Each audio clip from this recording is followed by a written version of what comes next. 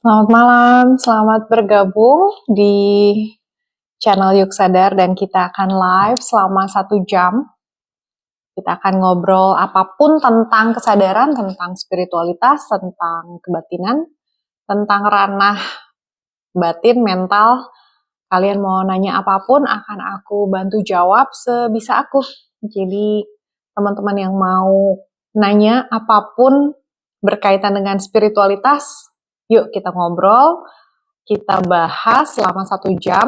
Seperti biasa, setiap hari Senin kita mau belajar sadar, mau latihan sadar bersama-sama. Silakan siapapun yang mau nanya apapun yang berkaitan dengan kesadaran, dengan mindfulness, dengan spiritualitas, kebatinan, apapun yang kalian lagi bingungin, ada yang kalian galauin, ada yang membuat kalian aku nggak tahu nih, aku nggak yakin nih ke kiri atau ke kanan atau apapun, kita bahas, boleh nanya apapun, akan aku usahakan jawab sebisa aku. Dan untuk rekamannya aku taruh di YouTube Victoria Tunggono. Seperti biasa, kita kalau kalian perlu apapun, biasanya sih udah aku bikinin reelsnya, tapi kalau kalian perlu ngebahas sesuatu, aku akan coba bikinin videonya untuk kalian, akan aku coba untuk bahas lebih dalam. Dari Kak Jaka Tingkir, Joko Tingkir atau Jaka Tingkir? Izin gabung, silakan. Terima kasih sudah bergabung. Seperti biasa kita akan live selama 1 jam, kita bahas segala sesuatu tentang mindfulness, tentang spiritualitas. Mau ngobrol apa? Ayo. Aku lihat di sini kayaknya nama-nama baru semua ya. Atau mungkin ada yang udah gabung lama juga, tapi nggak pernah nanya mungkin ya. Jadi aku biasanya ada yang aku kenalin nih nama-namanya, tapi ini kayaknya semuanya baru. Terima kasih sudah bergabung. Silakan kalian mau nanya apapun yang berkaitan dengan ranah batin, ranah pikiran, mental, kita bahas sama-sama. Aku nggak bisa janji bahwa aku bisa ngejawab semuanya, tapi akan aku usahakan. Dan kalau perlu rekamannya untuk yang minggu-minggu lalu, semuanya ada di YouTube, di Victoria Tunggono. Tambahin di roomnya, maksudnya gimana tuh? Tambahin di roomnya, maksudnya live lebih seringkah atau gimana? Tambahin room, aku ada grup chat kalau kalian mau tertarik. Terus aku juga punya kelas-kelas offline dalam artian kalian harus ke Bali untuk ketemu aku. Soalnya kalau untuk online aku belum. Dari Mama lo deh, Kak. Pakai kakak aja ya daripada C ya. Share, kalau C kayaknya sangat spesifik ke satu jenis ras. Share tentang life path dong, itu gimana dengan koneksi spiritualitas?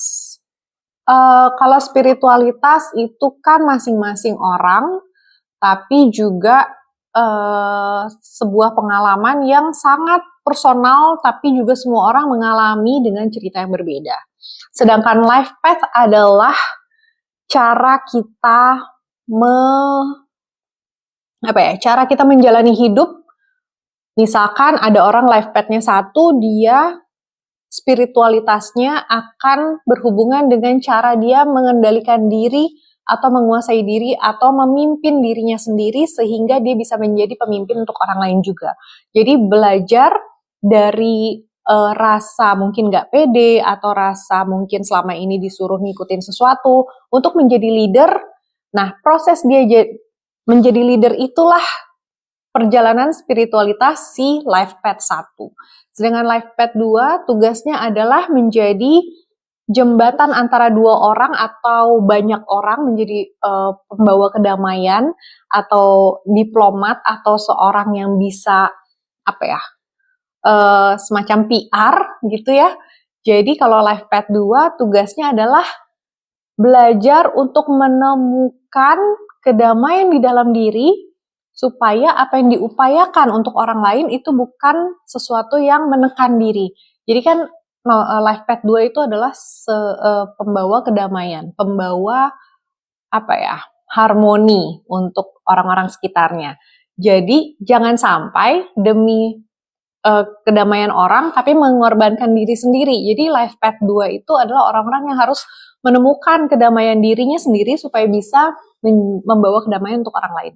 Itu spiritualitas untuk life path 2. Life path 3 beda lagi. Life path 3 adalah seorang pencipta atau orang yang sangat kreatif, orang yang harus melampaui amarah dirinya sendiri atau keterbatasannya untuk bisa menjadi pencipta, menjadi seseorang yang menciptakan sesuatu, entah itu hasil karya atau karyanya bukan, maksudnya karyanya bisa karya seni atau karya nyata, karya jasa atau kerja nyata itu juga bisa.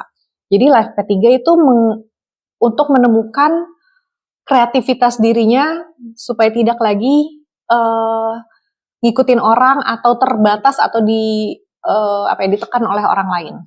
Life path 4 adalah builder yang harus belajar untuk melampaui nggak pedenya diri atau kakunya pikiran bahwa ini harus bagaimana caranya dia bisa membangun entah itu komunitas, entah itu ngebangun bangunan.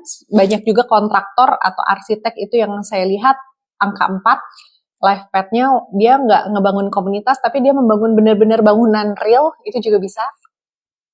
Tapi juga bisa juga komunitas, kepercayaan, atau mungkin bisnis, itu juga bisa. 4.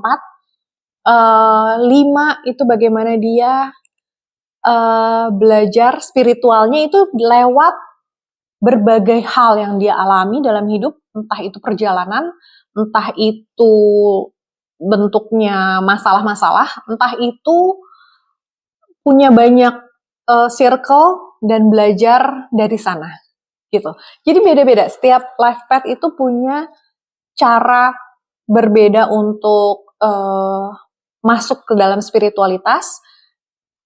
Apa hubungannya life path dengan spiritual? Karena spiritual itu bisa dibilang semua orang ngalamin, tapi ceritanya beda-beda. Nah, kenapa ceritanya beda-beda? Itulah tergantung dengan life path. Seperti itu ya, kurang lebih. Untuk Mama Lodeh, semoga terjawab. Perlu diterusin nggak life path 6 sampai 9? Nggak ya? Terima kasih teman-teman yang lain untuk bergabung malam ini. Kita lagi ngebahas life path tadi, tapi aku baru 1 sampai 8. Oh, oke, life path 8 belum ya? Oke, jadi tadi life path 5, berarti semuanya aja ya sampai 9 ya. Life path 6 adalah orang-orang yang peduli sama hubungan keluarga. Jadi nomor 1 dia akan memastikan bahwa hubungan ayah, ibu, adik, kakak itu semuanya berjalan dengan baik, atau dia menciptakan keluarga sendiri. Maksudnya dalam artian dia punya apa ya?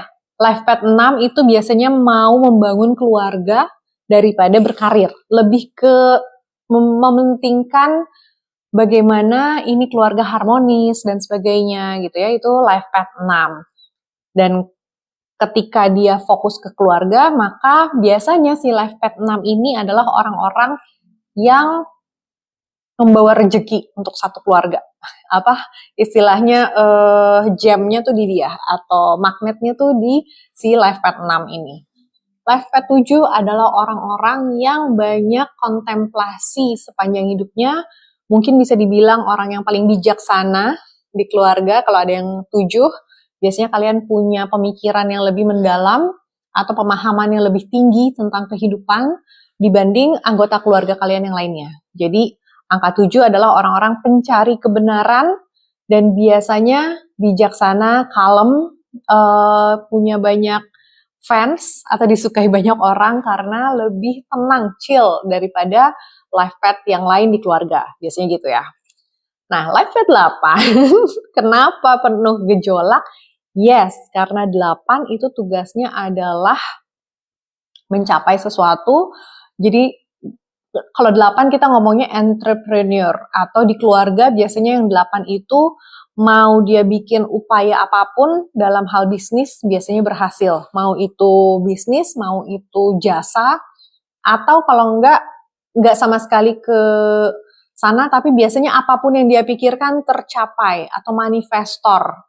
itu angka 8. 8 tuh biasanya apa ya? Kayak nggak mungkin aja tercapai karena pernah kepikiran nih. Jadi manifestor yang paling canggih di keluarga itu biasanya 8. Kenapa penuh gejolak? Karena harus belajar untuk ke dalam diri dulu menemukan apa ya? Menemukan bukan nilai, tapi jati diri kalian dulu, baru itu semua bisa terjadi. Jadi kebetulan Life Path 8 di keluargaku juga ada dan aku jadi ngelihat perjalanan dia selama di rumah itu dia nggak akan merasa nyaman karena tugas dia apa ya? 8 itu tuh benar-benar sibuk. Jadi kayak hampir nggak ada waktu untuk diri sendiri, kesannya untuk orang lain terus. Nah, disitulah kita harus belajar untuk menemukan space yang kita safe space untuk diri sendiri. Nggak selalu untuk orang lain, nggak selalu sibuk, nggak selalu untuk cari duit, nggak selalu untuk hal-hal di luar diri, tapi temukan dulu di dalam diri kalian yang 8 nih. Kedamaian, cinta kasih, Tuhan di dalam diri kalian, ketemuin dulu. Baru si manifestasi itu akan lebih cepat berjalan atau apapun yang kalian upayakan akan terjadi, akan tercapai. Itu nomor 1 adalah temukan dulu di dalam diri kalian. 9 itu biasanya kita ngomongnya filantropi atau tukang bagi-bagi duit gitu ya. Karena Life Path 9 adalah Life Path misalkan dibilang apa? Bisa dibilang pencapaian atau penyelesaian atau peleburan. Dalam artian apapun yang kita dapat. Life Path 9 tuh cenderung gampang banget dapat duit. Tapi duitnya kok kayaknya nggak pernah di tabungan ya. Kayaknya masuk keluar lagi ya itulah. Jadi Life Path 9 tuh biasanya Life Path yang nerima uang cuma untuk disalurkan ke orang-orang yang membutuhkan. Jadi hati-hati dengan pemikiran bahwa uang itu harus kalian simpan atau kalian depositokan. Nggak apa-apa, bisa, tapi kok rasanya aku nggak bisa nggak bisa nabung ya, kok kayaknya keluar terus. Memang tugas kalian adalah berbagi, gitu ya. Jadi setiap life path 1-9 itu semuanya unik. That's why semuanya punya perjalanan yang berbeda untuk tujuan yang sama, spiritualitas. Seperti itu. Semoga terjawab ya. Terima kasih semua yang sudah kasih gift, yang sudah bergabung. Semoga kalian terjawab. Oke, dari Gan, Life Path 11. Oke, 11 adalah 11 itu kan double 1 ya. 1 adalah pemimpin, kalau Life Path-nya 11 berarti double. Bagaimana dia belajar memimpin bukan cuman bukan cuma keluarga, bukan cuma orang sekitar, tapi memimpin terutama dirinya sendiri untuk healing dulu. Jadi 11 itu master healing karena intuisinya sangat kuat, karena Life Path 11 itu basically 2. Dari 2, bukan dari ya. Iya benar, dari 2, kalau dia mencapai sebuah level spiritualitas atau awakening, maka dia bisa jadi 11 gitu ya. Tapi nggak semua 2 itu 11. Jadi 11 itu datang dari 2.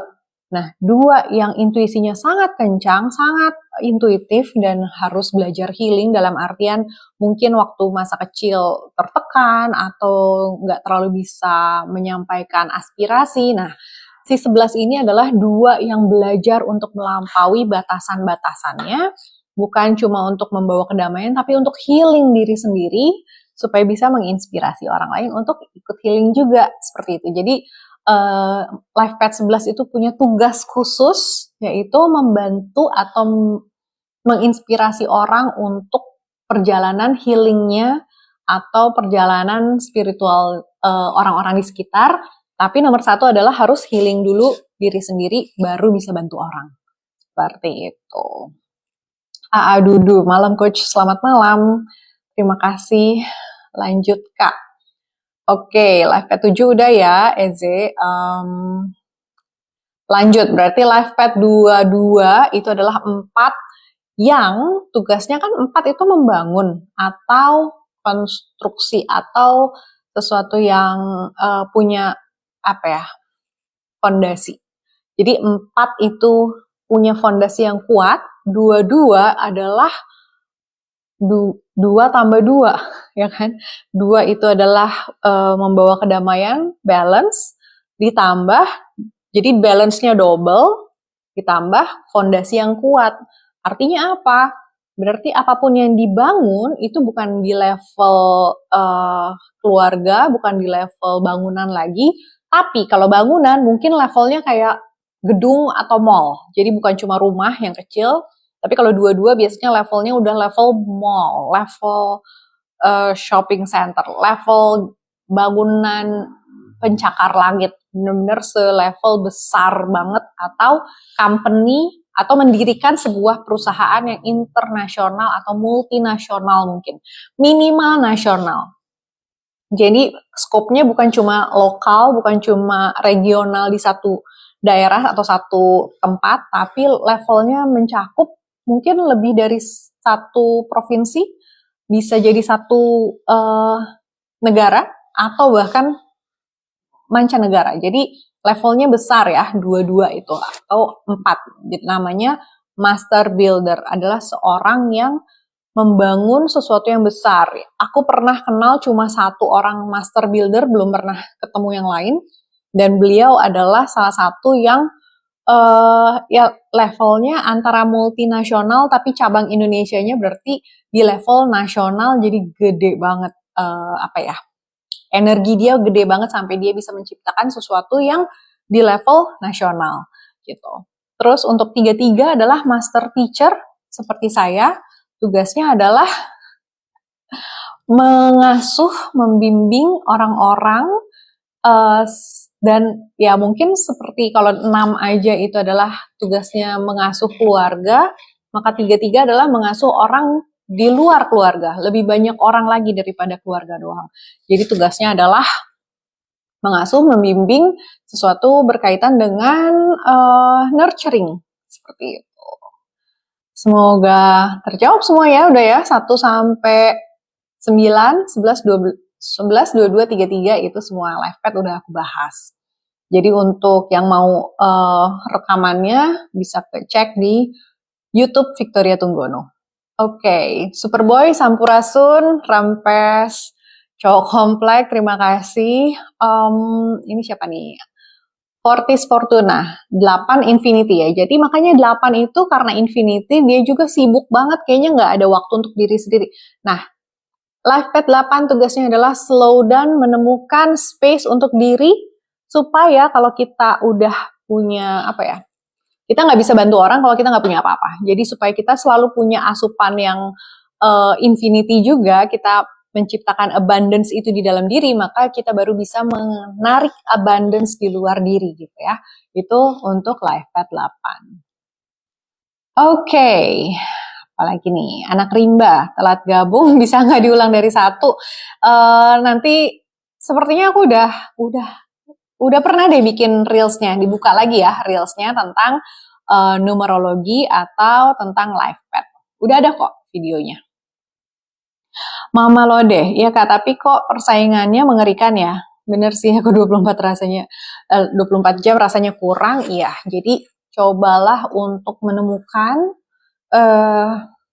kalau aku boleh saran, cobalah meditasi, karena aku kemarin udah suggest dan itu ternyata berhasil di anggota keluargaku yang 8 sejak dia belajar meditasi, walaupun cuma 5 menit sehari tiap pagi, misalkan dia menemukan waktu untuk dirinya sendiri, semua jadi ringan dan enggak sehektik sebelumnya gitu ya. Jadi cobalah untuk meditasi, untuk healing itu juga perlu, dan pengenalan diri. Kalau kalian mau ikut, ada reset mindset atau ngobrol goblok, sebuah retret untuk mengenal diri kalian sendiri supaya kalian tahu persis yang mana nih yang namanya diriku, yang mana nih yang bukan diriku gitu ya.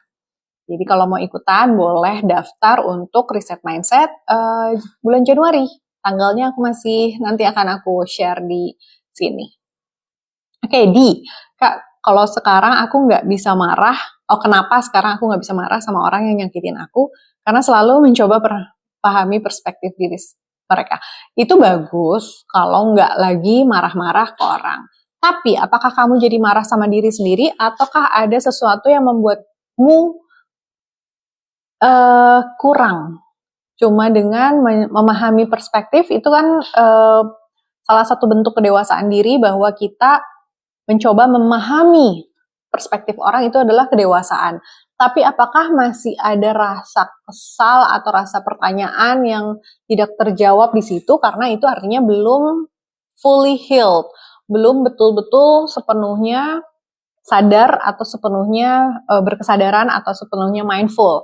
Tapi itu adalah satu langkah yang baik sekali kalau sudah bisa mencoba memahami perspektif orang. Tapi pertanyaannya adalah, apakah kamu kesal karena jadi udah nggak bisa marah, atau kamu nggak punya output yang lain seperti itu? Itu menjadi pertanyaan.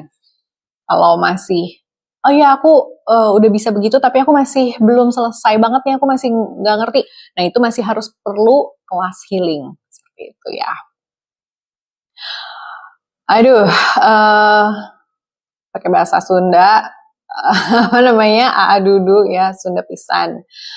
Pagi-pagi tiam, Kak, live pad 4 udah dibahas, udah ya. 4 adalah builder atau pembangun atau apa ya, seseorang yang menciptakan, bukan menciptakan, mengumpulkan dan melihat potensi orang-orang di sekitar untuk menciptakan keharmonisan, seperti itu. Pak Pri Beruntung, salam kakak, salam juga, terima kasih sudah bergabung. Live pad 9 sudah dibahas, sudah. 9 adalah tukang bagi-bagi duit ya. Humanitarian atau kita bilang filantropi. Atau orang-orang yang tugasnya adalah menyelesaikan, dalam artian apa? Apapun yang kalian achieve, itu harus kalian serahkan, misalkan apa ya, bukan menjadi kebanggaan, tapi menjadi sesuatu yang kalian bisa let go all the time. Selalu harus ada letting go, karena 9 adalah penyelesaian. Seperti tahun ini, 2025 adalah tahun 9, tahun penyelesaian. Jadi apapun yang belum kalian selesaikan, masalah atau pikiran atau apapun itu yang belum selesai, yang udah harus kalian selesaikan, selesaikanlah di bulan ini, adalah bulan terakhir. Full moon-nya udah selesai, purnama kemarin terakhir di bulan ini, di tahun ini udah selesai kemarin. Berarti kalian bisa mulai lagi di new moon atau di tilem, di bulan baru. Itu juga bisa menjadi momen untuk kalian let go apapun yang udah nggak cocok untuk kalian, entah itu orang, hubungan, kerjaan, situasi, apapun itu yang harus di let go. Itu adalah tugas 9, tapi tahun ini kita semua melakukan tugas yang sama, yaitu apa ya, bebersih ya, decluttering, entah itu cuma barang atau bentuknya adalah hubungan. Live pad 5 udah ya tadi ya. Live pad 5 adalah seseorang yang belajar dengan banyak sekali, apa ya, bisa dibilang masalah, tantangan, atau banyak circle, kenal banyak orang, dan ketemu banyak orang untuk naikin level spiritualnya, gitu. Pak Rosidin, IQ apakah berpengaruh untuk kesadaran? Buat saya sangat pengaruh, karena saya 2 kali tes IQ. Waktu dulu, tes yang kedua jadi rendah karena saya lagi banyak stres mungkin ya, waktu SMP banyak pikiran, tapi jadi kok nurun gitu ya. Terus saya ngelihat tes saya waktu lagi nggak mikir apa-apa, waktu TK kok tinggi banget gitu ya. Jadi kayaknya itu berpengaruh, dan setelah saya belajar spiritualitas, belajar kesadaran, saya merasa saya lebih pinter, lebih cepat nangkep, lebih cepat mikir daripada sebelumnya. Kalau waktu saya lagi banyak apa ya, stres, banyak mikirin orang lain, banyak sedih, itu rasanya nggak bisa mikir sejernih sekarang gitu. Jadi menurut saya sangat berpengaruh, tapi nggak tahu ya kalau secara sainsnya seperti apa. Tapi kalau dari pengalaman pribadi itu sangat berpengaruh, karena saya merasa sekarang cepat banget untuk memproses begitu. Live pad 1 Arcana 11. Aku ngerti sih Arcana ini masuknya dari Destiny Matrix ya, Matrix of Destiny ya, tapi aku nggak mendalami. I'm sorry. Yanto 9 ya, 9 tugasnya bagi-bagi duit. Life path 3 Mas Kris, 3 itu berkarya. Tugasnya adalah berkarya, entah itu karyanya seni atau karya nyata untuk orang lain juga bisa. Oke, 9 udah ya. Apalagi nih, Kurnia Cahya, tidak ada obat vitamin yang lebih ampuh dari hati yang bahagia. Betul, hati yang bahagia adalah obat. Makasih semua yang sudah bergabung, yang sudah kasih gift. Thank you so much. Ini Your Mami 3 udah ya tadi, 5 juga udah. 10 nggak ada. 10 itu 1 tambah 0, jadinya 1. Jadi 1 adalah tugasnya belajar memimpin, bukan orang lain, tapi nomor 1 adalah memimpin diri sendiri dulu. Gitu ya. Kak Tri. Bang William, kakak, apakah kesadaran itu diciptakan otak? Bukan, ditemukan tidak. Kesadaran itu sudah ada di dalam dirimu. Kamu bukan menemukan, tapi ya bolehlah kalau dibilang menemukan ya. Tapi udah ada. Gimana caranya kalian menyadari itu? Jadi bukan ditemukan, wow ada gitu ya. Ya bisa dibilang gitu sih ya di one way. Satu cara melihatnya adalah menemukan kesadaran di dalam diri. Boleh lah kalau mau pakai kata-kata itu. Tapi gini, kesadaran itu adalah default apa ya bahasa Indonesianya? Kesadaran adalah sesuatu yang sudah tertanam, sudah ada di fondasi setiap manusia. Tapi kesadaran itu ketutup sama pikiran-pikiran kita yang kebanyakan mikir yang nggak penting. Jadi kesadaran itu bukan diciptakan oleh otak, tapi kesadaran itu ketutup sama kerja otak yang terlalu berat. Jadi tugas kalian adalah membuat si otak ini nggak bekerja terlalu berat, menyadari bahwa oh ini dia nih kesadaran nih gitu. Soalnya semua orang sudah punya kesadaran itu, yang susah adalah menyadarinya, atau kalau boleh dibilang menemukan, oke, menemukan kesadaran itu, atau mengenali yang mana yang kesadaran, yang mana yang pikiran, yang mana yang ego, yang mana. Nah, itu untuk menyadari itu, atau untuk mengenali itu, kalian perlu dibimbing oleh coach atau guru atau pembimbing apapun. Karena buat saya pribadi, saya udah dengar semua teorinya udah dari kapan, tapi prakteknya kalau nggak dibimbing sama guru saya nggak akan pernah nemuin itu. Karena itu adalah sesuatu yang harus ditunjukin, bukan ditunjukin caranya. Nah, semua teori dimanapun nunjukin caranya, tapi nggak spesifik. Jadi buat saya pribadi, kalau nggak dibantu oleh guru, nggak dibimbing, itu saya nggak pernah ketemu jawabannya itu di mana sih, yang mana sih yang namanya kesadaran tuh apa sih, selalu pertanyaan itu. Tapi ketika dibimbing, saya jadi oh ini yang namanya kesadaran dan ini yang bukan gitu. Jadi tahu persis yang mana yang kesadaran itu. Kalau kalian bisa menemukan tanpa dibimbing, itu bagus banget, itu keren. Ada orang-orang yang bisa ketemu itu biasanya 12 tahun pencarian, kayak Pak Wayan Mustike, itu 12 tahun pencarian baru ketemu, itu tanpa guru. Tapi buat saya, karena pengen cepet, nggak pengen cepet, tapi mungkin kebetulan aja ya, saya ketemu guru, dan akhirnya jadi prosesnya cepet banget gitu, nggak nyampe 12 tahun. Seperti itu. Ulin, kemiskinan akan selesai, bisa, tapi itu tergantung kita ya. Jadi lahir di keluarga yang miskin itu adalah takdir, tapi mati miskin adalah nasib atau pilihan. Ya, jadi kalian yang menentukan apakah kalian mau stay di tempat yang sama atau kalian mau bergerak, mau mengubah nasib, itu masih bisa. Tapi mengubah takdir nggak bisa. Kita nggak bisa kembali dan milih orang tua, bisa sih. Tapi nanti ya di kehidupan berikutnya milih orang tua. Tapi kalau kalian udah lahir nggak bisa milih lagi keluarga, ya udah begitulah takdir kalian. Tapi kalian masih bisa memilih nasib, mau dengan cara ini atau cara itu. Jadi kemiskinan bisa selesai, tapi semua tergantung dengan willing, kemampuan, dan kemauan setiap manusia. Seperti itu. Oke, apa lagi nih pertanyaannya? Terima kasih semua gift-nya. Wow, banyak ya. Live K7, udah ya. 7 adalah para pencari kebenaran, orang-orang yang berkontemplasi setiap saat, nggak mudah dipengaruhi karena dia tahu gimana dirinya, tapi biasanya 7 itu kesulitan karena masih ketabraknya sama sistem.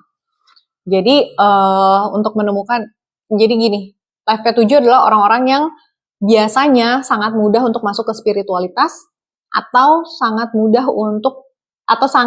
terkenal dengan kebijaksanaannya. Biasanya paling bijaksana di satu geng pertemanan itu adalah para 7, life ke-7, karena dia cuma pengen tahu kebenarannya, para pencari kebenaran, bukan cuma mau ngikut orang-orang, tapi tantangannya adalah mengenali mana yang sistem, mana yang kebenaran, gitu ya, untuk para 7. Banyak sahabat saya yang 7, dan mereka semua paling gampang, paling enak untuk diajak ngobrol kesadaran, gitu. Zudoteki, kesadaran netral, emosi dikendalikan gen. Oke. Alter, pantas aku kagum. Rupanya aku nggak sadar. Waduh, ayo kita belajar sadar sama-sama. Nontonin aja semua video reels di akun ini. Aku udah bikin hampir semua tema. Kalau ada yang belum aku bikinin, please komen atau DM. Aku perlu ngebahas tentang ini nih gitu ya. Please, nanti akan aku bikinin. Oke, Bang William, lalu kesadaran itu bisa berkembang dengan bantuan otak atau tinggal ditemukan semuanya? Kesadaran itu bukan berkembang ya. Kesadaran itu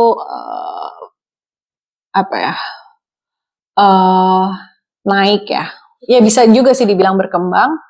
Itu bukan dengan bantuan otak tapi dengan rasa. Bukan pikiran tapi rasa.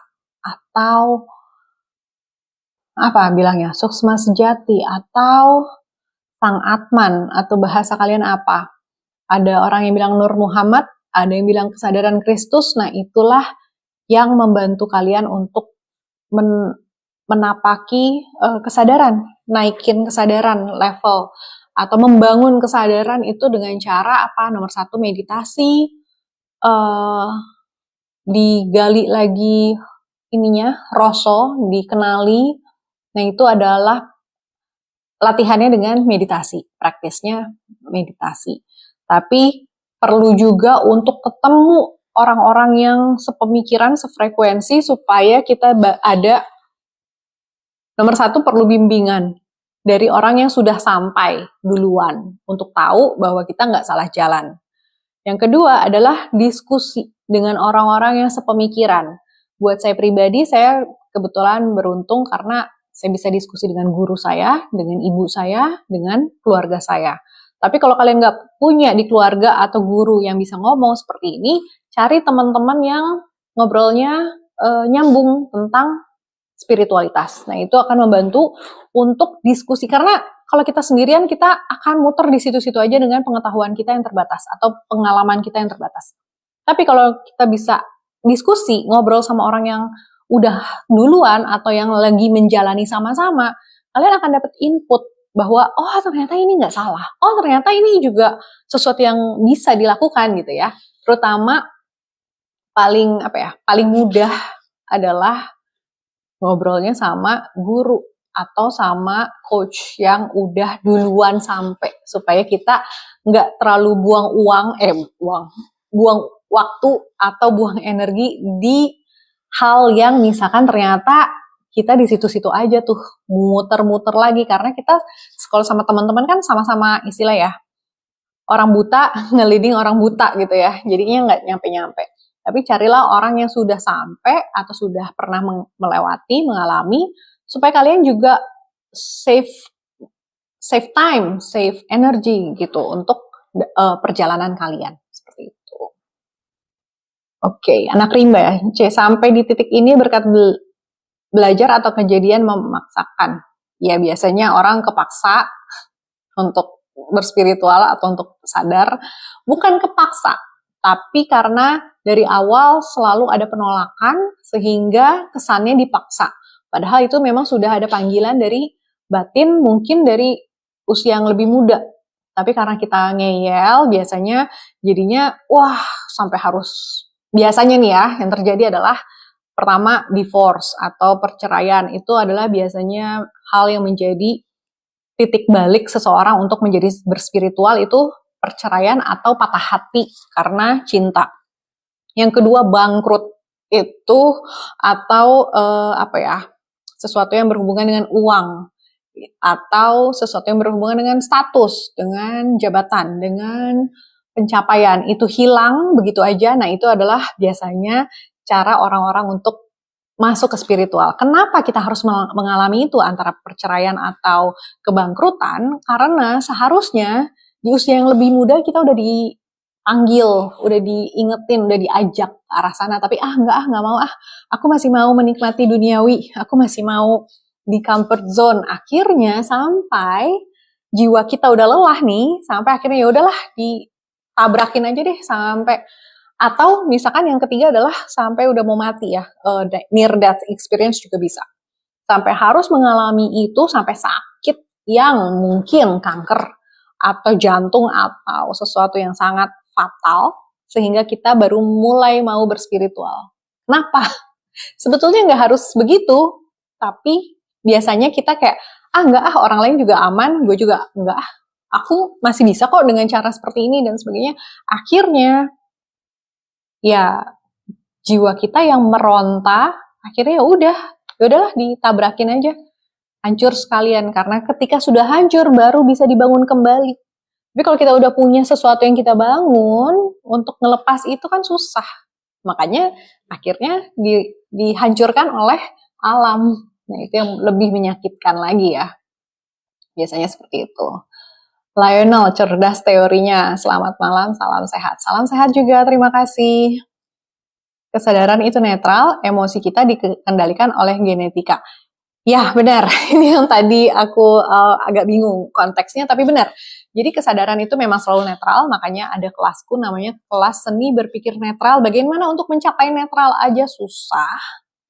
Tapi kalau kita sudah netral, kita akan gampang sekali naik ke atas. Tapi untuk sampai netral itulah yang paling susah. Karena dari awal, dari kecil, di sistem bermasyarakat kita, hampir nggak ada yang ngajarin netral.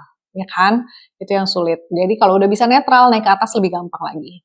Dan emosi dikendalikan genetik, yes. Biasanya kebaca di kode genetik kita, kode DNA kita ada di mana? Ada di ulang tahun. Makanya orang-orang baca astrologi atau numerologi karena disitulah ada catatan tentang genetik kita. DNA kita kebaca di situ. Bacanya di mana? Di tanggal lahir, tanggal, jam, tempat lahir, itulah birth chart kita yang di mana semua orang punya birth chart berbeda, mau itu satu kota, mau itu di hari yang sama, ulang tahunnya pun atau lahirnya pun itu pasti berbeda, sekalipun kembar. Jadi kembar itu belum tentu sama ya cara berpikirnya. Mungkin ada benar-benar sampai sangat mirip, ada, tapi tetap aja berbeda. Jadi nggak ada orang yang berchartnya sama persis tuh, nggak ada. Oke, Dudu. Kesadaran adalah suatu kondisi di mana segala sesuatunya disadari secara holistik. Gitu ya, Coach. Yes, itu juga betul. Cerdas teorinya. Ya, boleh. Chris, sadar di sini maksudnya gimana? Sadar bahwa diri kita itu siapa? Kita kenal, kalau sadar bahasa Jawanya adalah eling. Nah, kesadaran apa sih di yuk sadar? Yuk sadar tuh apa? Ya, eling lan waspodo. Kita sadar betul siapa diri kita, di mana kita berada, kapan kita hidup, dan kita waspada bahwa setiap saat kita bisa slip. Sekarang kita udah ngerti, sekarang kita udah merasa, oh gue udah aman nih. Besok salah ngomong atau salah reaksi, akhirnya kita drop lagi. Atau bahkan merasa udah nyampe aja, itu udah drop lagi. Udah masuk dalam keangkuhan atau kesombongan lagi. Jadi prakteknya benar-benar kalau dalam bahasa Islam, bukan Islam, bahasa Arab, sorry. Dalam bahasa Arab adalah jembatan Shiratul Mustaqim. Adalah jembatan yang sangat tipis. Kalau kita salah melangkah, slip, jatuh. Jadi itulah kesadaran yang dimaksud di Yuk Sadar ini. Jadi kita sama-sama belajar untuk menapaki jalan kesadaran atau menapaki tingkat-tingkat kesadaran bersama-sama. Setiap hari Senin kita ngobrol seperti ini. Tapi juga kalau kalian perlu lebih banyak nonton semua reels di sini, kalau perlu rekaman ada di YouTube Victoria Tunggono. Oke, Sampurna Jaya, salam cinta kasih. Terima kasih sama-sama. Adia Citra, benarkah shadow yang nggak dihapus juga mempengaruhi jalan sadar hidup ke depannya? Bukan menghapus shadow dalam artian menghapus kali ya, tapi menerangi setiap shadow atau bayangan yang ada dengan cinta kasih sehingga tidak ada lagi shadow. Jadi bukan dihapus dalam artian dihilangkan atau dinafikan, bukan itu, tapi bagaimana kita di bagian-bagian tergelap diri kita terangin dengan energi atau cahaya cinta kasih, sehingga kita penuh dengan cahaya, bukan kegelapan. Dan kita jadi nggak ada kegelapan karena penuh dengan cahaya. Seperti itu ya. Nih sekarang aku merinding, kayaknya ada beberapa teman di sini yang dapet dapat klik gitu ya. Senang banget. Jadi disitulah ketika kita bisa menemukan cinta kasih di tempat tergelap, atau kalau kata Rihanna, fall in love in the desperate place, semacam itu. Ketika kita, di mana kita merasa kayaknya nggak mungkin nih, gue udah benci banget sama nih orang, atau nggak, gue udah nggak bisa memaafkan diri gue gitu ya, kayak saking darknya. Tapi di mana kita bisa menemukan cinta kasih di situ, itulah jalan kesadaran. Itulah pintu di mana kita mulai masuk dalam kesadaran, mulai membangun atau menapaki kesadaran yang lebih tinggi lagi, gitu. Tentang kesadaran ada di reels di akun ini juga tentang mulai dari duka. Kesadaran paling rendah adalah rasa malu, rasa amarah, rasa bersalah, rasa penyesalan. Itu adalah energi-energi paling rendah. Baru mulai bisa masuk netral, baru kalian bisa naik ke atas ke cinta kasih, kesadaran utuh, kebahagiaan, dan sebagainya, kedamaian. Itu semua ada di atas. Pintunya lewat mana? Pintunya adalah netral. Makanya kelas saya namanya seni berpikir netral. Seperti itu ya. Jadi shadow bukan dihapus, bukan dinafikan, bukan berusaha dihilangkan, tapi diterangi oleh cinta kasih. Dan itu yang kalian harus bangun atau harus ciptakan, bukan ciptakan ya. Kalian harus sadari di dalam diri kalian bahwa itu udah ada. Kalian bukan kekurangan cinta kasih, tapi cinta kasihnya ketutup sama ego. Jadi bagaimana kita melepaskan ego-ego itu. Ya, Januari kayaknya aku mau bikin retret, kalau ada yang mempunyai rejeki atau waktunya ke Bali untuk retret selama 4 hari 3 malam, kita akan ngebahas ini di level paling mendalam sehingga kalian tahu persis bentuknya sabar, bentuknya ikhlas, bentuk cinta kasih, bentuk ego kalian seperti apa, dan apa yang bukan ego itu yang mana.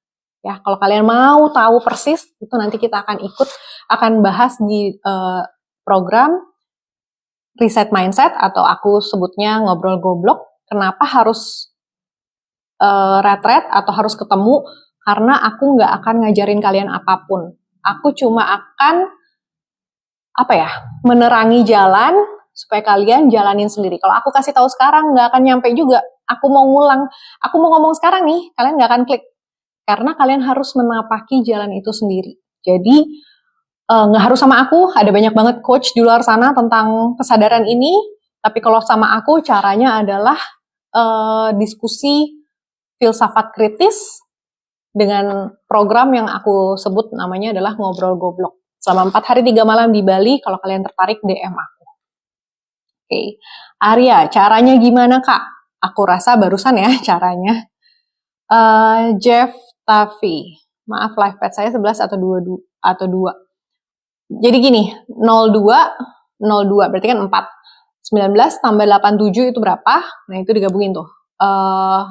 Aku malas ngitung ya. 19 tambah 87 berapa sih? 8 tambah 7, 15. 16. 7 tambah 4, 11. 11. Pardamana. Bagaimana dengan life path 33? Yang life path 33 tugas kalian adalah mencapai level altruistik di dalam diri kalian supaya bisa membantu bukan cuma keluarga tapi orang-orang di sekitar yang membutuhkan bimbingan atau nurturing. Bahasa Indonesianya apa sih nurturing? Pengasuhan. Jadi life path 33 sama seperti aku, 33 tugasnya adalah membantu orang lain menemukan jalan mereka masing-masing. Maka para 33 itu tugasnya paling berat, bisa dibilang paling berat. Tapi itu memungkinkan, kenapa? Karena Tuhan gak pernah salah memberi kalian tanggal lahir. Kalian diizinkan lahir dengan tanggal segitu, itu udah suratan, walaupun itu adalah lewat sesar, walaupun itu adalah operasi. Tapi Tuhan gak pernah salah, kenapa dikasih tanggal itu. Berarti kalian gak salah lahir di hari itu. Kalau kalian memang lahir di 33 atau di 22 atau 11, life path-nya itu karena kalian mampu. Cuma pertanyaannya mau atau enggak gitu ya. Kalau nggak mau nggak apa-apa, paling diulangin lagi aja semua. Semua masalah itu akan selalu berulang sampai kita mau menjalani misi jiwa kita. Seperti itu. Pak Poh, Bunda, kesadaran apa bisa stabil dalam tidur? Kalau tidur itu kan nggak sadar. Berarti stabil nggak sadarnya gitu ya. Tapi juga kalau ada orang yang bisa astral projection atau ngerogoh sukmo, itu kan juga kesadarannya nggak stabil. Jadi itu adalah kesadarannya jalan-jalan dan dia menyadari bahwa dia lagi jalan-jalan, tapi bukan dengan tubuhnya. Jadi kesadarannya tidak stabil. Itu. Bang William, kira-kira apa tujuan akhir dari kesadaran? Ini pertanyaannya. Biasanya ini aku akan bahas dalam diskusi ngobrol goblok, tapi tujuan akhir adalah belajar. Belajar karena kita dilahirkan di dunia ini satu konteks ya, nggak semua konteksnya sama. Maksudnya kita mau bahas dari konteks manapun bisa, tapi aku cuma mau ngambil satu konteks, yaitu kita dilahirkan di dunia ini untuk belajar. Belajar apa? Belajar kehidupan dengan semua tingkatan kesadarannya. Bagaimana rasanya malu, bagaimana rasanya menyesal, bagaimana rasanya angkuh, bagaimana rasanya harus melepas itu semua, bagaimana rasanya berduka, bagaimana rasanya kecewa, bagaimana rasanya bangkit dari kekecewaan, bagaimana menemukan cinta kasih, bagaimana menemukan maaf, memberi maaf bagi orang yang rasanya nggak layak untuk kita maafin, bagaimana cara kita atau bagaimana rasanya sukses, bagaimana rasanya sukses itu direnggut dari kita dan kita harus bangkit lagi dari keterpurukan itu, bagaimana rasanya naik turun, bagaimana rasanya stagnan, bagaimana rasanya nggak punya apa-apa, bagaimana rasanya punya segalanya. Itulah tujuan kita hidup di dunia, untuk merasakan itu semua. Bukan untuk kaya, bukan untuk sukses, tapi untuk merasa. Untuk tahu rasanya seperti apa. Disakiti, bagaimana rasanya menyakiti, bagaimana rasanya dimaafkan, bagaimana rasanya memaafkan. Semua itu adalah pelajaran hidup.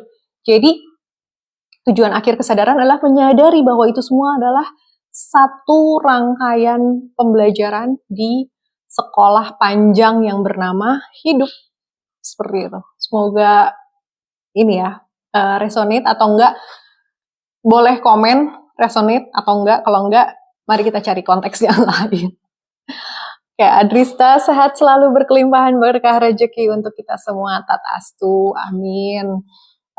Selamat malam guru, selamat malam sahabat jiwa semuanya. Rahayu, terima kasih sudah bergabung seperti biasa, senang sekali.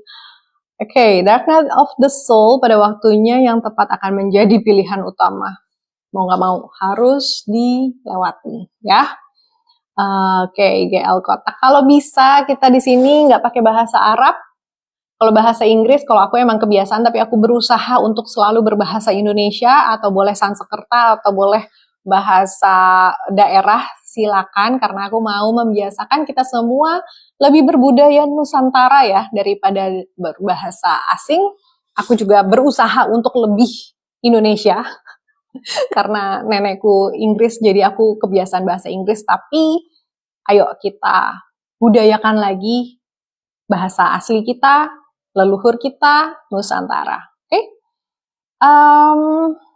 Kencana 311, mereka yang turun dari langit menjalani kehidupan manusia membawa misi atau tugas tertentu. Oke, itu satu konteks juga. Itu akan seru banget kalau kita ngobrolin di tempat yang lebih santai ya. Kalau ini kan kita lagi cuma dapat 1 jam untuk ngobrolin itu. Pagi-pagi Tiam, cara ikut kelasnya gimana Kak? Aku bikin beberapa alternatif, mau offline boleh. Itu yang aku utamakan adalah yang offline karena kita benar-benar ketemu, energinya enak. Tapi kalau mau online, aku usahakan setiap hari Sabtu. Kalau mau DM aku 2 orang aja kita jalan. Tapi kalau cuma 1 orang nggak bisa diskusi. Tapi minimal 2 orang, kalian cari temen deh. Itu juga aku akan kasih diskon kalau bisa berdua. Lebih bagus lagi bertiga, berempat orang kita ngobrol setiap hari Sabtu. Itu apa namanya? Selama 3 sampai 4 minggu tergantung kita seberapa cepat selesainya ya. Yang mau online silakan DM. Oke, Kencana 311. Jika tidak ketemu misi yang harus dijalankan, dia akan dibenturkan dengan hal yang sulit sampai dimencari. Begitu yang saya dengar. Betul. Kita akan selalu mengulang masalah yang sama sampai kita sadar, loh, kok masalahnya ini terus ya? Ketemu orang beda, tapi kenapa aku selalu bermasalah? Misalkan, selalu dikhianati, atau selalu dikucilkan, atau selalu diremehkan orang. Kok masalah saya selalu sama? Padahal, ini udah orang ke-13 nih.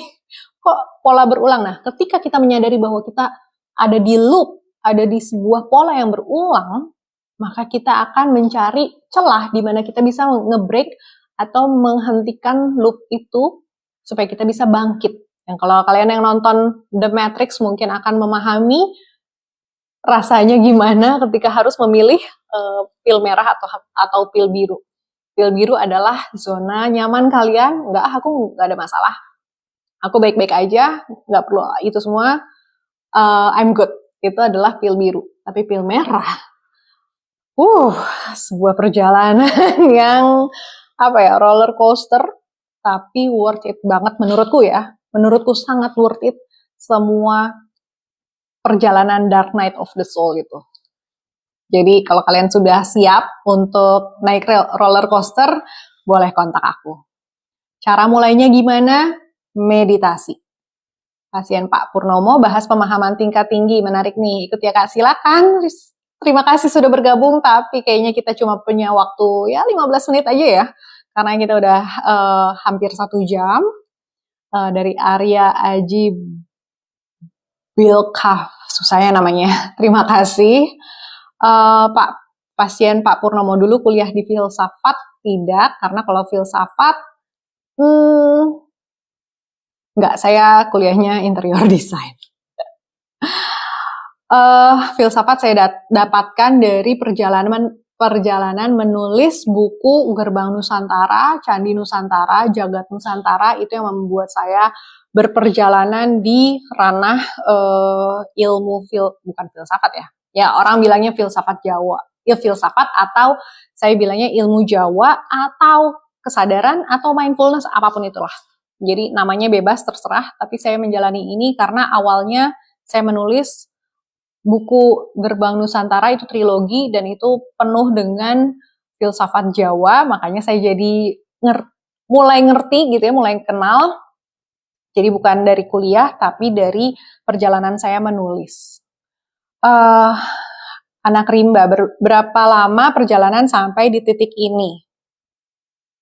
Kalau saya menulis, pertama kali saya ketemu dengan teman-teman Turangga Seta atau Atlantis Research itu 2013 kayaknya, 2012 pertama kali saya mendapatkan mimpi, 2012 masuk ke 2013, terus ketemu teman-teman 2013, saya menulis buku pertama kali 2015 cetak dan terbit. Tapi masuk ke spiritualitasnya baru 2018 Desember. Jadi ini lagi anniversary nih, tanggal 9 Desember kayaknya. Itu anniversary aku pertama kali masuk ke Baduy untuk berperjalanan seperti ini. 2019 sampai sekarang 6 tahun ya, berarti sampai di titik ini. Arya Aji Bilkaf, ayo apa nih?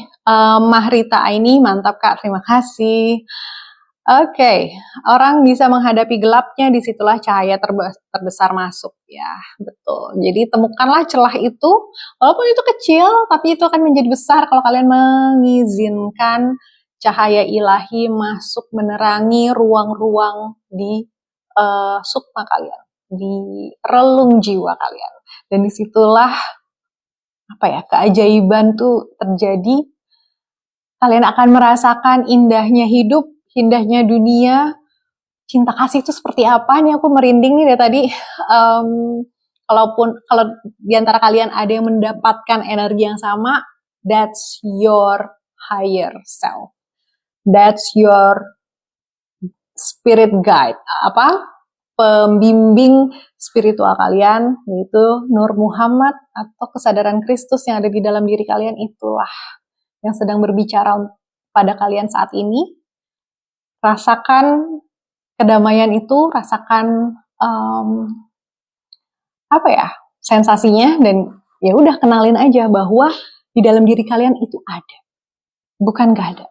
Cuma selama ini ketutup atau kalian gak pernah dikasih tahu, jadi gak pernah ngeh. Maka kita di channel ini kita belajar untuk bersama-sama menyadari, bersama-sama menemukan. Kalau dalam kata-kata menemukan, oke lah, boleh menemukan cinta kasih atau cahaya di dalam diri kita masing-masing. Seperti itu ya. Adia Citra, terima kasih sama-sama. Pak Purnomo, menarik, terima kasih. Oke, kita semoga terus ya bisa setiap hari Senin. Agus Sali, berarti kita tidak punya masalah dengan siapapun kecuali dengan ego kita ya Kak.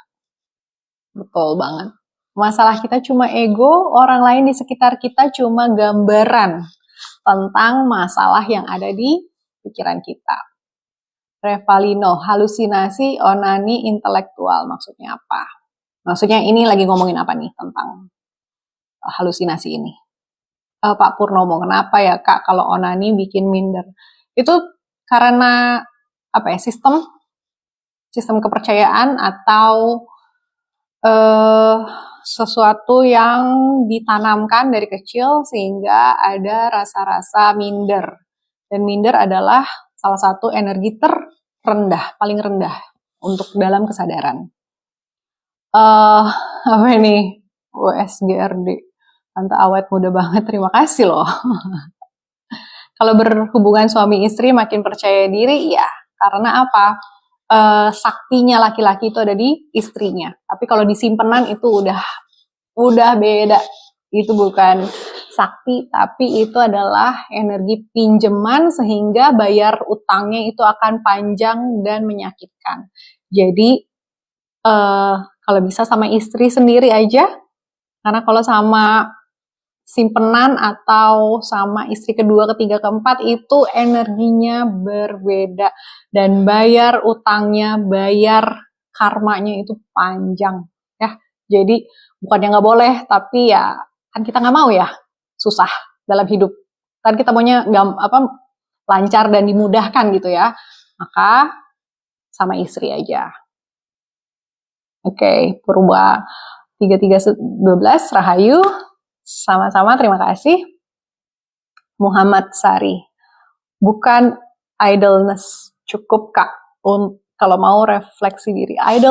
Idleness tuh maksudnya apa? Aku nggak paham.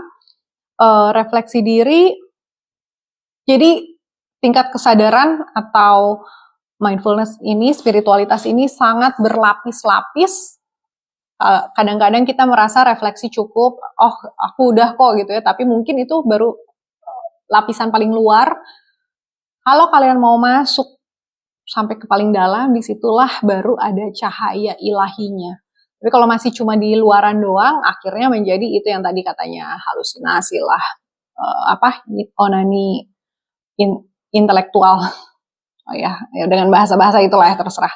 Jadi jangan sampai kita cuma merasa sudah cukup, padahal belum. Karena disitulah kesombongan kita muncul. Itu ego lagi. Ya nih, 13 Mei 2005. Aduh, 13, 13 tambah Mei itu berapa sih? 5 ya? 13 tambah 5 berapa?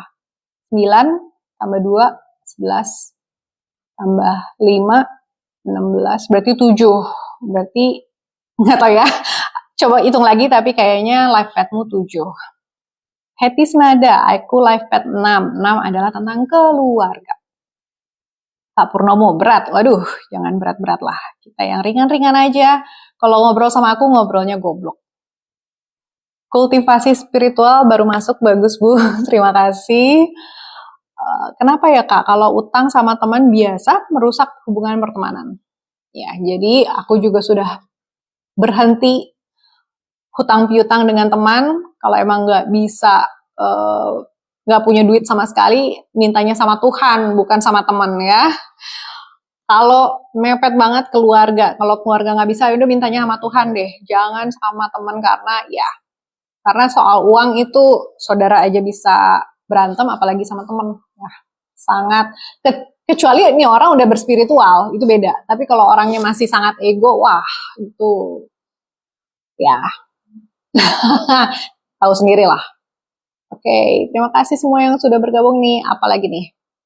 Kenapa ya Kak? Kalau tidak ada apa-apa, lalu jantung seperti deg-deg cepat, apakah itu kode alam? Yes, itu adalah sensasi tubuh, itu adalah alarm atau kode dari badan kita bahwa ada sesuatu yang nggak beres. Kalau jantung biasanya urusannya dengan deg-deg cepat itu mungkin lebih ke sesuatu yang berbahaya ya. Jadi disadari lalu masuk ke dalam kesadaran. Lex ya Mbak. Yes, apa nih? Yongsen, cek kodam. Saya nggak bisa ngecek kodam, mohon maaf. Beda aliran, di sini bukan tentang kodam. Gus Jo, terima kasih. Ini aku udah disuruh stop nih, mungkin bentar lagi ya, tinggal beberapa. Atau aku stop dulu untuk pertanyaan, aku tinggal jawabin yang udah ada. Aku jawabin semua yang udah nanya, tapi stop ya, udah nggak nanya lagi. Kak, perihal life path, tahun esok adalah tahun kuda api. Apa itu Kak? Life path nggak ada urusannya dengan kuda api, karena kuda api itu urusannya show atau Chinese horoscope. Tapi kalau life path itu urusannya tahun 1, 2 tambah 2 tambah 6 itu 10, 10 itu 1 tambah 0 adalah 1. Artinya tahun depan adalah tahun awal mula, awal baru, tahun kita memimpin, mulai menjadi diri sendiri, memulai sesuatu yang untuk jangka panjang, memulai awal dari siklus 9 tahun, maka apapun yang kalian lakukan di tahun besok, tahun depan 2026 adalah apa yang akan kalian terus ulangi atau akan menjadi tema utama kalian selama 9 tahun ke depan. Seperti itu ya. Saf, aku dapat penempatan kerja jauh dan sulit buat mutasi. Bagaimana cara berdamai dengan semuanya, Kak? Gini, ini aku kasih shortcut ya, langsung ya, shortcut banget nih. Pernah nggak Tuhan salah? Itu pertanyaanku. Udah ya, itu aja ya. Karena kita nggak ketemu langsung, jadi aku cuma nanya itu ya. Pernah nggak Tuhan salah? Oke? Sisanya nanti diskusi panjang kayaknya. Tapi kalau kamu udah dapet dengan pertanyaan itu, bagus. Cowok komplek, oke. Dewi Kwanim, wah, Mas jauh. Oke, seru jiwa. Ini live mulainya ada jam berapa? Biasanya jam 8 WIB, jam 20 WIB setiap hari Senin. Saya usahakan bisa selalu, selama ini udah berapa minggu, kayaknya konstan ya, kecuali 1 minggu aku lupa. Bukan lupa sih, aku nggak bisa lagi ada acara lain. Tapi sebisa mungkin setiap Senin jam 8 malam WIB. Selama 1 jam aja. Kalau ketinggalan, nonton rekamannya di YouTube Victoria Tunggono. Itu nama saya. Freelancer. Kenapa ya aku gagal mulu soal apa yang selalu aku inginkan? Mungkin karena apa yang kamu inginkan tidak selaras dengan apa yang Tuhan inginkan untukmu. Atau kamu sedang menginginkan sesuatu yang bertentangan dengan misi jiwamu. Mungkin seperti itu. Oke, terima kasih semua sudah bergabung. Ini semua pertanyaan. Terima kasih Kak Fiona. Life Path 8, udah tadi di depan ya. 8 itu tentang entrepreneur, tapi tugasmu adalah menemukan pace, slow down untuk dirimu sendiri. Tapi lengkapnya nonton lagi di YouTube ya. Bumi Teduh, hai Kak Tori, been long time nggak ngobrol. Ini siapa nih Bumi Teduh? Ya, udah lama nggak ngobrol ya. Kultivasi spiritual. Aduh, aku disuruh ngitung. 5 tambah 6, 11. Tambah 1, 12. Tambah 9. Aku suruh ngitung. Aduh, coba tambahin aja semuanya. Atau masuk ke Life Path Calculator. Itu ada di, di internet ada. Karena aku paling males ngitung, maaf banget. Purwa. Kak, kalau sering melihat jam di angka yang kembar, apakah itu suatu pertanda? Yes. Kalian nonton Wreck-It Ralph nggak? Atau Nice Guy? Kalau kalian, bukan Nice Guy, Free Guy. Sorry, Free Guy-nya Ryan Reynolds. Atau film Wreck-It Ralph yang kartun. Itu angka kembar, itu adalah glitch atau pertanda dari semesta bahwa kamu sudah harus keluar dari sistem. Seperti itu ya. Ini apa sih? Kita udah bahas seringkali di live sebelumnya. Bukan aku nggak mau jawab, tapi ini waktunya udah tinggal dikit lagi. Jadi kalau kalian mau nonton ulangannya, rekaman ulangnya di YouTube Victoria Tunggono, atau nonton semua reels yang ada di akun ini, aku udah bahas biasanya. Freelancer, tahu caranya. Terus caranya biar tahu misi jiwa kita gimana. Aku bisa bikinin live report kalian berdasarkan tanggal, jam, tempat lahir kalian. Itu akan bisa ketahuan life path dan numerologi, astrologi, dan human design. Kalau mau sama orang lain, banyak banget instruktur di luar sana, coach atau praktisi yang membahas tentang ini. Kalau mau ke Mbok Laksmi bisa ke jadiselaras.id di Instagram. Itu bilang aja sadar selaras supaya dapat diskon, bilang tahu dari aku. Kalau mau sama aku juga bisa. Buat aku bukan cuma dari human design tapi dari semua sisi. Bisa seperti itu. Kalau kalian mau cari sendiri ada di mana-mana, ada di tinggal tinggal keywordnya. Kata kuncinya adalah astrologi, numerologi, human design, gene keys, di antara 4 ini. Kalau mau lewat Vedic juga bisa, mau cari pace juga bisa, tapi aku nggak ngerti kalau pace. Ada banyak banget. Vedic itu Jyotish, atau cara Hindu India. Ya, India itu Jyotish. Kalau pace itu Chinese. Kalau primbon, Jawa. Jadi kalian mau cari cara apa, itu semua akan menuju hal yang sama. Anak rimba, makasih Rahayu, jangan pakai C, pakai kakak aja, atau mbak boleh. Ya.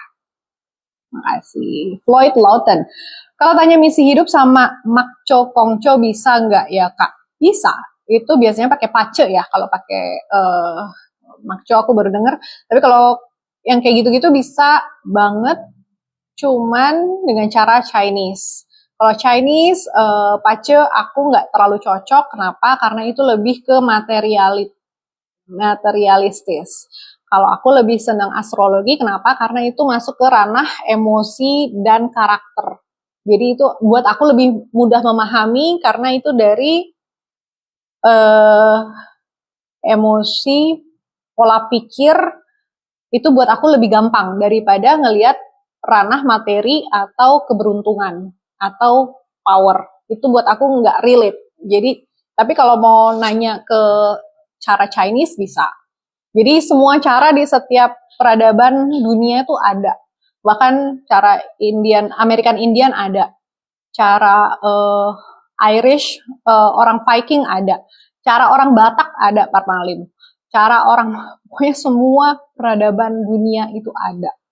Tapi mana yang cocok? Kalau buat saya nggak terlalu cocok sama Chinese karena itu sangat sangat materialistis. Saya lebih seneng ke pola pikir karena saya lebih ke mind coaching, sehingga ketika pola pikir kita tepat, maka kita akan bisa mendapatkan sesuatu itu jauh lebih mudah karena caranya udah tepat gitu kan. Tinggal gimana kita masuk ke situ gitu. Semoga dipahami ya. Oke, semoga terjawab. Dari Joni, malam Kak, selamat malam, terima kasih sudah bergabung. Matrix of Destiny sama Life Path berbeda nggak?